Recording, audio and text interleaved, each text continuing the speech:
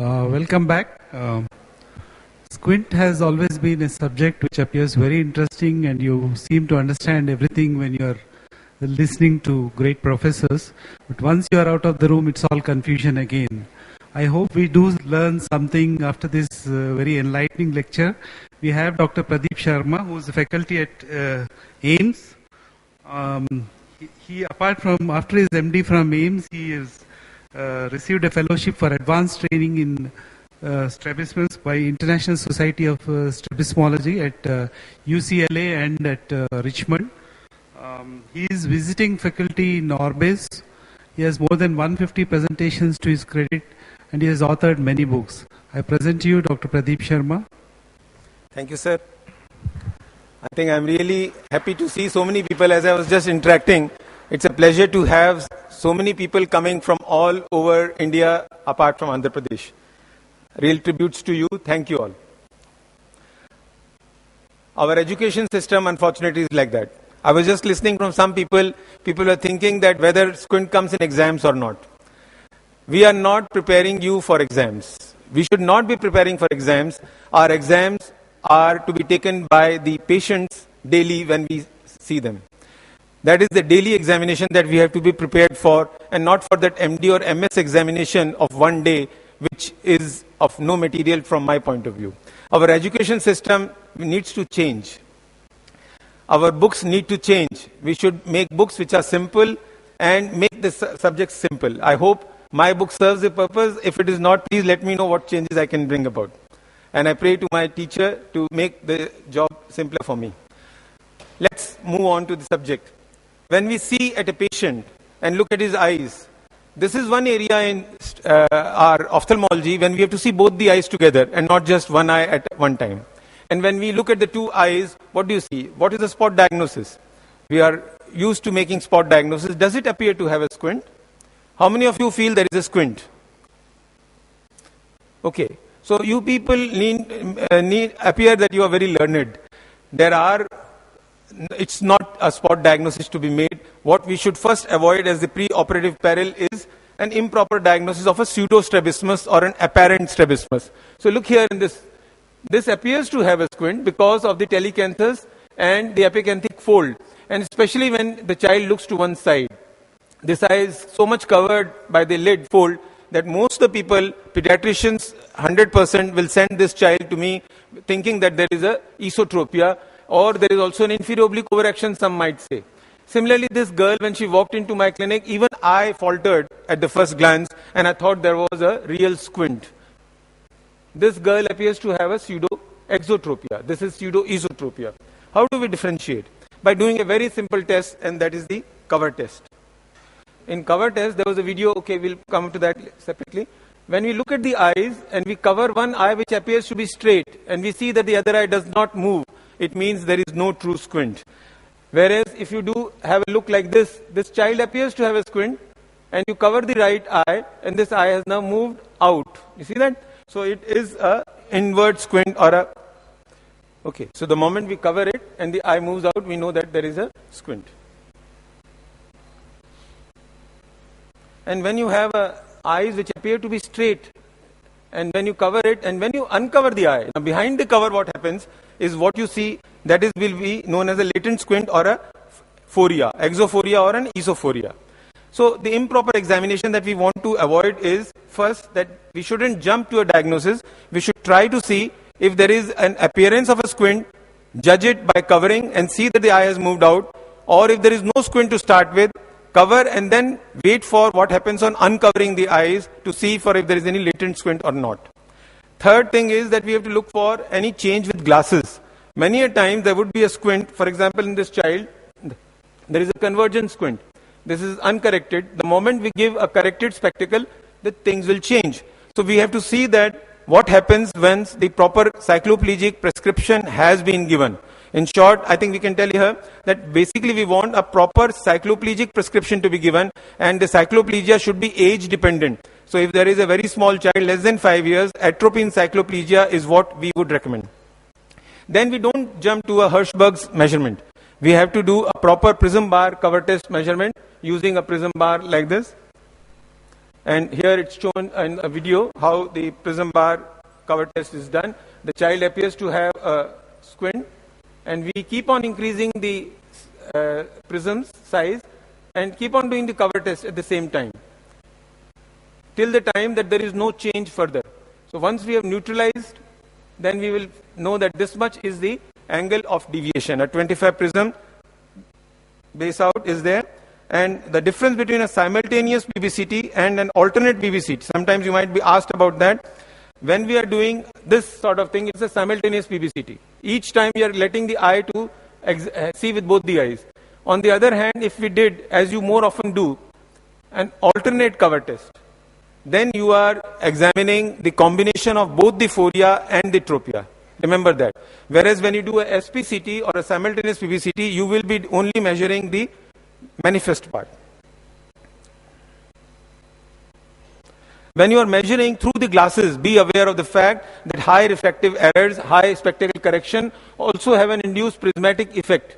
So a high plus lens in front of the eye in an ISO deviation will have a base out effect. So it will, what you measure will be less. So remember that a measured deviation is less because of a plus correction in front of it. So children having aphakic correction already plus 15, plus 20 or 25, they will be severely different when you measure through the glasses. So you have to follow the tables or nomograms which are available, or there are formulas given in books which you can calculate using that. So when you have examination done, then only one view is not enough. So you have been talking about that we look at it and we make it, this is not correct, because the moment we see in all the other gazes, the things will change. And what appeared to be having no squint, the moment you see in the down gaze, there is a convergent squint, and in the up gaze, there is a divergent squint. And here there is a vertical squint also coming in. There is a right eye having a hypertropia, and here there is a left hypertropia. So things change in different gazes in squint. We have to be seeing the eyes in all the 9 gazes, and if you have taken care of that, you can correct it properly. There will be an ortho in this position, ortho down and ortho up, as well as in all. So that is the final goal. We need to correct the deviation for a child in all the gazes, and not like this, where somebody had operated, the child had beautiful eyes in the center, but the moment she looks down, there is a exo deviation, there is an A pattern which has been left out by the first surgeon. So when we look at the eyes, we have to look at different gazes. They have names.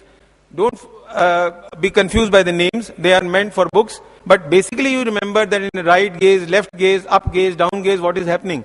I would be more interested in clinical practical thing that you should remember, that the eyes are changing in different gazes. In down gaze, in up gaze, there is a exo deviation which is increasing. Here there is an hypertropia which is coming in.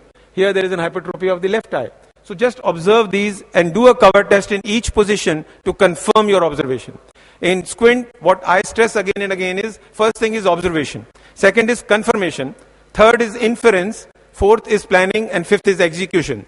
That is the OCIPE, or the recipe of strabismus management. Observation, confirmation, inference, planning and execution of your plan. So when we see a child having an exo deviation and increasing in up gaze, reducing in down gaze, we should think of a V pattern. It looks like a V pattern. And if your measurement shows it is more than 15 prism difference between up and down gazes, it is known as significant V pattern. Similarly, if you have a A pattern, that means ISO more in up gaze and less in down gaze, or more exo in down gaze. And if the difference is more than 10 prism diopters between up and down position, then we call it a significant A pattern. Similarly, we have other alphabets to complete. English has more than 2 alphabets. So we have A pattern, V pattern, X pattern, Y pattern, inverted Y or lambda pattern, and a diamond pattern. Just depending on the type of shape that the eyes will make, we are naming them. But remember, when we are measuring, we have to measure in primary position in 25 degrees up gaze and 25 or 35 degrees down gaze to be predictably doing the same measurements again and again. Whenever we have V pattern, look for an inferior oblique overaction, and whenever there is an A pattern, think of superior oblique overaction. Just like when you see color, think of Jensen-Nicholson. Same way, when you see a V pattern, think of inferior oblique, A pattern, superior oblique. So now this case had a V pattern, and we now start looking at what is happening in the eye in the lateral gaze. The adducting eye is moving up, hypertropia of the adducting eye, much more in this position. Can you all see this? So it's an inferior oblique overaction. But we will still do a cover test to confirm that. And when we are examining, remember we have to see the inferior limbus, comparing the inferior limbus height between the two eyes and not the coverage of the cornea. If you go by how much cornea is covered, you will make a pseudo inferior oblique overaction diagnosis. So when you see that inferior limbus are at the same level, now still there is a V pattern here, but there is no inferior oblique overaction. So this slide is just to show you there is an inferior oblique overaction. This is inferior oblique is overacting because the inferior limbus is higher than this. Whereas here both the inferior limbus are the same line. Similarly, when we have the two eyes, there can be a difference between the two eyes inferior oblique overaction. So look for it, each eye. Now this is much higher than what the difference on the left side is there. So with that, we actually will measure how much is the hypertropia, or you can see how much is the overaction of the inferior oblique. Similarly, for A pattern, look for superior oblique overaction, with superior oblique overaction, or sometimes without superior oblique overaction, you may have the superior limbus at the same line. Superior overaction, we will look for superior limbus. Inferior oblique overaction, look for the inferior limbus, the two levels. So how do we manage A and V patterns? If pattern is significant, that means 15 prism for V and 10 prism for A, but the obliques are not significant, then we will just do the horizontal muscle surgeries. But if the obliques are also significantly overacting, then we will have to weaken the inferior or the superior oblique respectively. Okay, clear? How much surgery should I do? Then the question comes in. There are tables which are available in the books. To start with, you can use these tables, but you will have to modify them according to your surgical technique. So remember that. But to start with, you can use any surgical nomogram which is available. But remember, the eyeball sizes are different in children and adults. Now this is a small eyeball and this is a large eyeball of an adult. You cannot do the same surgery and have the same result. Because if you are having a globe which is changed by 5 millimeters here, it will change much more percentage-wise circumference. If you talk of the 5 millimeter over a 360-degree circumference, the difference is much more for a child than an adult. So that's why there is a safe limit. For the medial rectus, 5.5 for a child and 6 millimeters for an adult is the upper limit for a recession in normal cases, and 8 millimeters for the lateral rectus recession that we should do. Sometimes we'll shift the muscles up. This muscle has been shifted up and this is shifted along with the recession down. So this we'll do in A and V patterns. Why? Because in this V pattern, we'll shift the medial recti down towards the apex of the V, and in A pattern, the medial rectus is shifted up towards the apex of the V, right? So very simple to remember. Slanting insertions are also done rarely.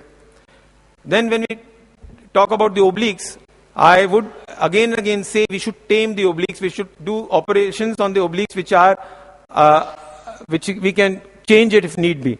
This is a recession. Now this is the inferior oblique, this is the inferior rectus, this is the lateral rectus. From below, if you see, the inferior oblique is running like that, and it is attached just at the inferior border of the lateral rectus. Seeing that? So if you recess the muscle along this course, it is a pure recession. If you bring this insertion forwards, then it becomes an anterior positioning. Now this diagram shows you from the inferior temporal view. This is the lateral rectus, this is the inferior rectus, and this is the inferior oblique normally running. And if you brought it down here, 6 millimeters down and 6 millimeter posterior, this is known as a Fink's position. 6 millimeter down and 6 millimeter posterior is the anterior point. The posterior point is 5 millimeter behind. The Parkes position is 3 millimeters down and 2 millimeters lateral is the Parkes position. And the modified iliac Nankin that we mostly do is just at the lateral border of the inferior rectus is the anterior point, and the posterior point is 5 millimeters behind. Now this is important. If you do a total anterior positioning, even this point comes forwards. When you look at the fundus is not only to be seen by the retina surgeons, but also the strabismologists and pediatric ophthalmologists. You will see that there is an inferior oblique overaction causing an extorsion here. The fovea is located far below the horizontal line in this case. Now this is a horizontal line and this is a horizontal line, but this is the extorsion causing the fovea far below down. And after the inferior oblique surgery, this is what will happen. That means normalization of the extorsion that was there. This is the total anterior positioning I talked about. That anterior point is here. The posterior point is also placed. Total anterior positioning of the inferior oblique can be done. And that mostly we do for DVDs. Now what is DVD? The one which you play in the house for seeing movies. The other DVD which foxes us or troubles us is the dissociated vertical deviation. So what happens here? The eyes are straight. The eyes are straight even in up gaze. The eyes are not changing here, but the moment you put a Spielmann's occluder, a translucent occluder, behind the occluder, the eye moves up, it drifts up. And when you will remove this occluder, it will gradually come down. This is not a simple hypertropia of the eye, this is a dissociated vertical deviation. It behaves differently on the reversal movement. When we remove the occluder, you will see that. We also look at the other faces, because faces can change the orbital structure and the origin and insertion of the muscles. Now this is a frontal bossing of a child who is having a inferior oblique overaction because of that. Now see, we have now 3D reconstruction. In today's era, we have 3D movies, we have 3D TVs, and that is why we have to see that the child continues to have a stereopsis, a 3D vision. Not just 6-6 vision in each eye, not just J1 vision, but having normal binocularity and stereopsis. But we have 3D reconstruction by the radiologist also. And what you see here, that by the 3D reconstruction, the coronal suture on one side is normal, the other side is fused early and causing a shallowing of this frontal side. And this will cause a retroplacement of the trochlea. And this will cause a desagittalization.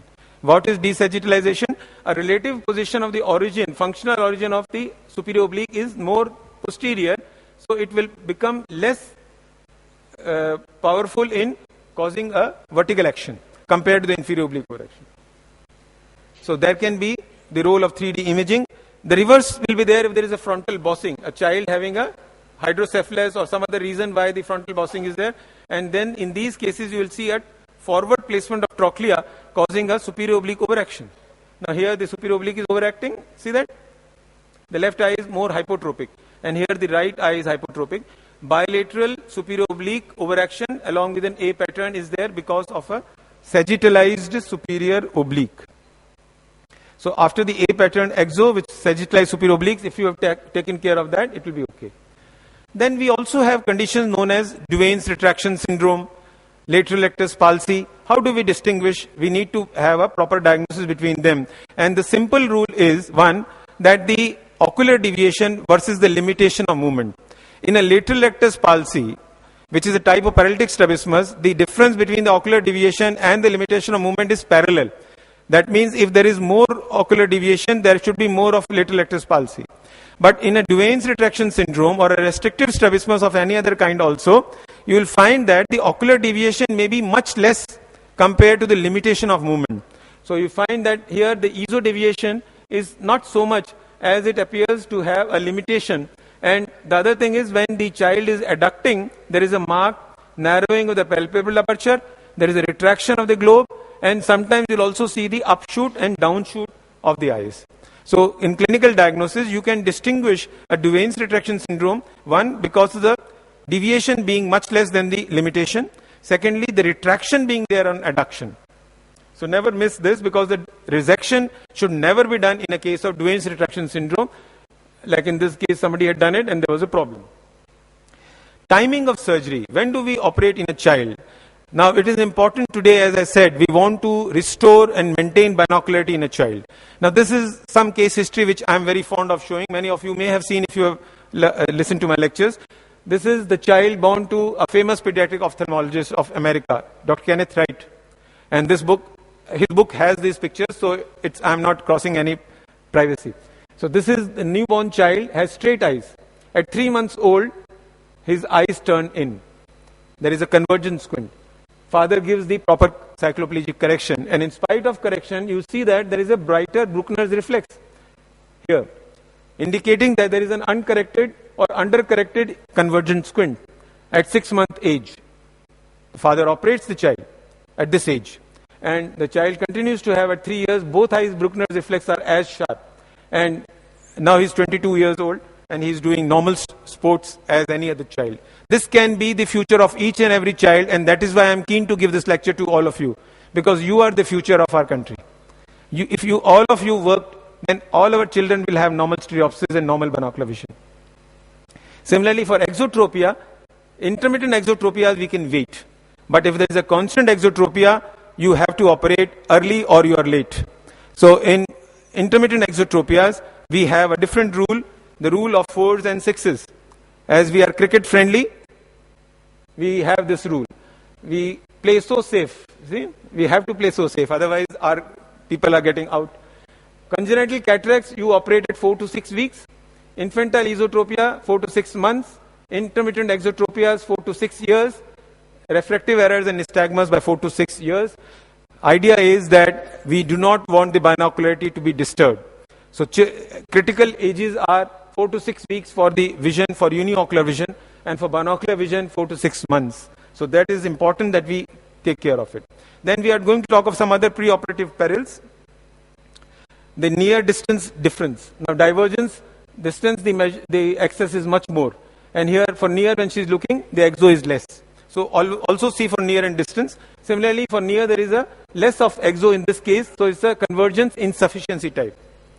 Binocular testing, never forget. Our eyes are supposed to have binocular vision. And you have simple tests like a Bagolini striated glasses, which are just having striations. So the line is seen for a spotlight.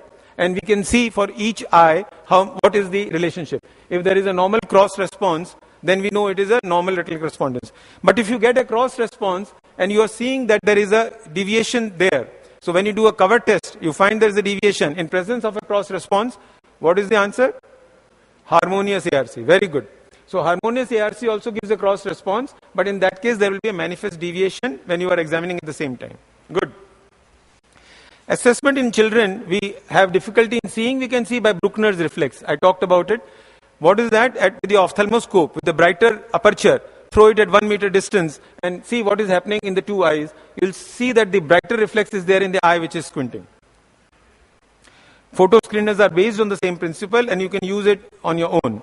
When you cover the eye which is squinting, the child doesn't react very strongly because in any case he is not using this eye. So if you cover the left eye, he's just little shocked that why this old man is doing tricks with me. But if you cover the good eye, he will revolt. So this is one way of knowing that vision is poor in one eye or is it equal in both the eyes. If a child is cross-fixating, that means the eye which is used here is not this, but this eye. See the reflex?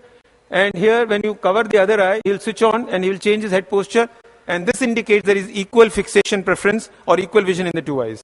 But when we see children, always use toys. Use toys for their attraction and only one toy will not suffice. You have to have too many because children have very short spans of attention. Like you people, you are also children, so your attention spans are shorter, so we have to be careful. When we occlude the eye, we use these occlusion pads and there are rules for following. We use the days in a week. And we talked about the surgery. We use the stereopsis testing. This is for a distance frisbee. And a simple test which I would like to again say for the horizontal Lang's 2 pencil test. If you do it with both the eyes open, you can do it. But none of you can do it with one eye closed. So it's a 100% accurate test for detecting binocular vision. Convergence insufficiency treatment, just a word that whenever you're teaching people for convergence insufficiency, be aware yourself and tell them about physiological diplopia. What is physiological diplopia? When you fixate on the near object here, the far object will appear double. For example, if you're fixating here, then everything behind will appear double. If you look at me, the things behind me will be double. So this you have to tell him first before you tell him to do convergence exercises. Otherwise, you will get the answer that I have been doing pencil push-ups, but it has only strengthened my biceps. So be aware of that. Intraoperative perils, anesthesia when you're doing local or general, be aware of the dosage. Surgery, I think we will not show this video right now. We'll talk about the intraoperative perils. Operation on the wrong eye, mark the eyes if you are operating. Then always use the chart which you have already written beforehand. Wrong muscle surgery should be avoided. You should also avoid the wrong procedure. Sometimes instead of resection, you have done resection or up and down, reverse direction you've shifted. Hemorrhages and scleral perforation are all you can avoid. When a mosquito teaches her child, she teaches them to avoid the arteries. Only capillaries and veins have to be punctured, my dear, not the arteries. Otherwise, the stomach will bloat up. So, splitting of the recti you can avoid by doing proper surgery. And the proper measurements, again, don't handle the point which you are going to use for measurement. Slipped muscles you can avoid if you pass the sutures fully. And post-operatively, there may be vomiting and all infections. These can be taken care of by proper ocular hygiene by the patient and also by us. And then there are procedures like this. Remember, it's difficult to see the nomograms, as I said earlier. So we have the books to help us or the experience to tell us. Otherwise, we can do an adjustable surgery, use a proper thing, and then about 5 or 6 hours later, you can adjust the muscle for an adult. But in children, we can't do that. So the special steps in the adjustable surgery are that we will pass this bite, partial thickness, radially, so that we can have a room for moving it forwards and backwards.